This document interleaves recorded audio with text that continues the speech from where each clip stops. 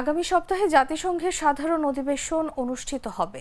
এই অধিবেশনের ফাঁকে বাংলাদেশের অন্তর্বর্তীকালীন সরকারের প্রধান উপদেষ্টা ডক্টর মোহাম্মদ ইউনূসের সঙ্গে ভারতের প্রধানমন্ত্রী নরেন্দ্র মোদীর বৈঠক হচ্ছে না।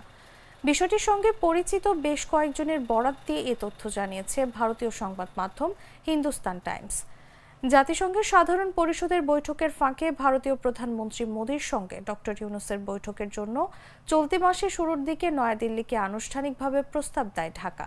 তবে ভারতের এজেন্ডায় এ ধরনের বৈঠকের বিষয়ে কোনো পরিকল্পনা নেই বলে জানা গেছে। যুক্তরাষ্ট্রে 3 দিনের সফরে মোদী আলাদা করে বৈঠকের সময় পাবেন না। তিনি 21 সেপ্টেম্বর ডেলাওয়্যার উইলমিংটনে কোয়াড নেতাদের শীর্ষ বৈঠকে যোগ দেবেন। এছাড়া 23 সেপ্টেম্বর তিনি জাতিসংঘের সাধারণ পরিষদে ভাষণ দেবেন।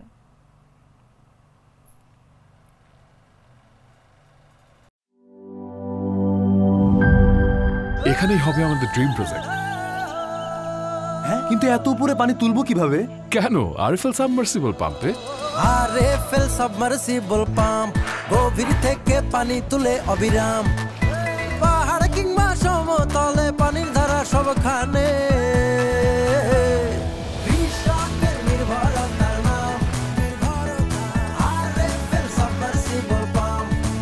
আরএফএল সাবমার্সিবল পাম্প অন করলে পানির তুফান।